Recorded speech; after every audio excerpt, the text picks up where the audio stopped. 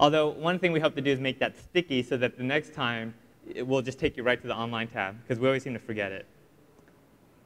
So you notice here I have this efcodefirst package. I'm going to install one called efcodefirst.sqlce. So let's see if we can find this. So SQL Server Compact, I mentioned it earlier. This is the in-proc SQL Server database, and it's really nice for doing quick and dirty development. So let's install that.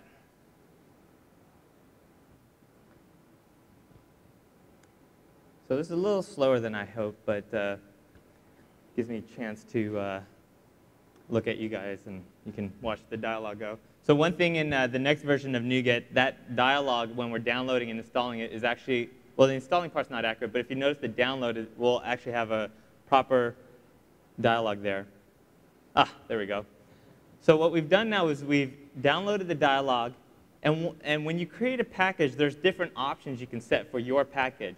You can specify the various license terms, but one of the things you can also do is you can say, I require people to explicitly accept the license. For a lot of open source packages, they don't do that, and the reason why is there's sort of this implicit or conventional way that I have a license.txt file, and by downloading it, you generally accept the license. In this case, because this came from Microsoft and another team, we really want you to know what licenses you're agreeing to when you're using the software. So you can click on View License Terms. That'll bring up a browser. I trust Microsoft. We're trustworthy. I'll just click I accept. Actually, this is the part of the demo where I call my lawyer, and I have him look at that and say, hey, is this OK? And then he'll ask me to black out some terms and redact it, and then, then I get to install it. No. OK. So we've installed that, and what you'll notice here, let me just pop this out. Whoa, that's not what I meant to do. There we go. And zoom in here. You can see here that we have Entity Framework now installed. But not only that, system.data.SQL Server CE and Entity. And let's see, did we install anything else? Let's put this back here. So one of the things I want to show is, in case you're wondering, let's take a peek under the hood.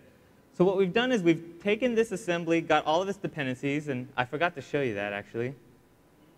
When I was choosing this in the right pane here, we actually show you all the information you need to know. For example, we showed you that this depends on 3 other packages.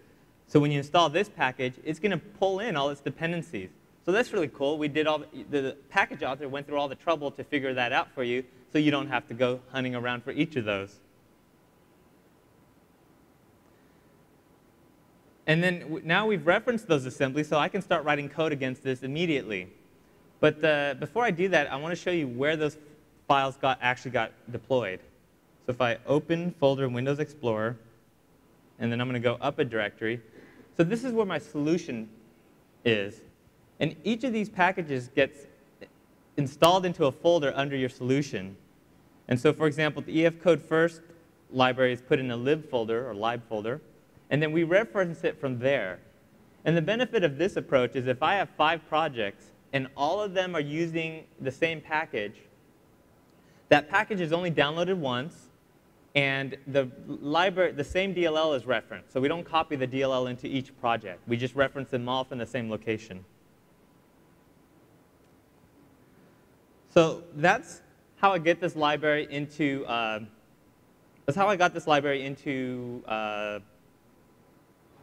my solution. But now I could write code against it, but we have this other package that will write a lot of the code for me, so I don't have to deal with it. And we have another way of getting this other package. So the dialog is really nice when you just want to browse and find something and add a library. But some packages are really powerful and kind of geared towards powerful users, and they can add new capabilities, new commands, right into Visual Studio. And where you go for that is the Package Manager console. So the Package Manager console is PowerShell-based, and it provides a power user way of querying the feed and installing packages. So for example, I can type get package, -remote, and -filter, and I can say MVC. And so this is going to query the feed and apply an MVC filter and show me all the packages with the MVC and the ID. So there's this interesting one here called MVC scaffolding. So let me zoom in on that. Oops. So let's try installing MVC scaffolding.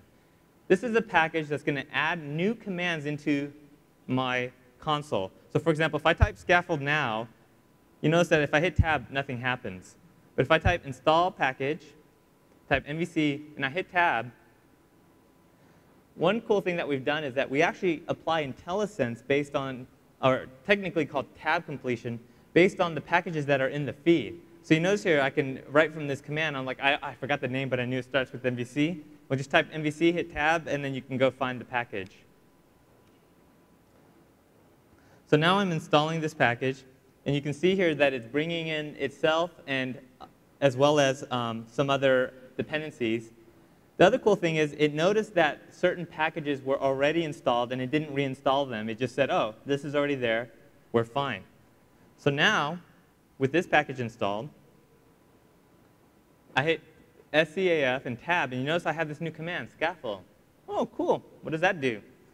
Let's try this. Controller, and so I don't even need to type the whole thing, right? I just hit CON tab, and then now what I need to do is jugador. Hopefully that's correct. And yeah, let's try that. So this is now generating a controller for managing jugadors, like the create, read, update, delete type of functionality. And also for each of those action methods it's generating the data access code, and it's generating views. So now that I'm done, we can hit Control F5. And let's see.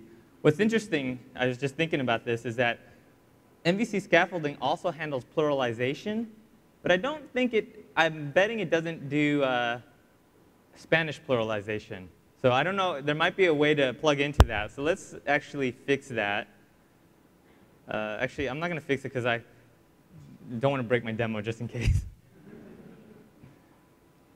So jugadores.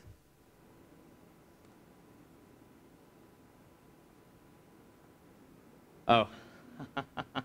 So you remember when I was showing you the edge case about the property name class? I should have gotten rid of that because that's not handled by our scaffolding. So I found a bug in our scaffolding that we decided not to fix because we're like, well, what kind of idiot would do that? And I said, well, I would. So let's try this again.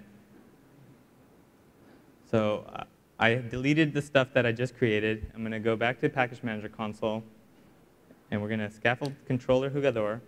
And you know what? I believe there's actually flags that I could pass to say, here's the actual name of the controller, so that I have that full control. All right, so now we regenerated this.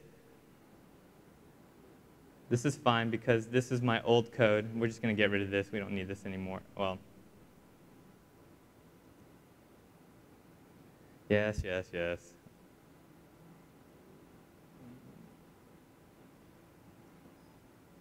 OK.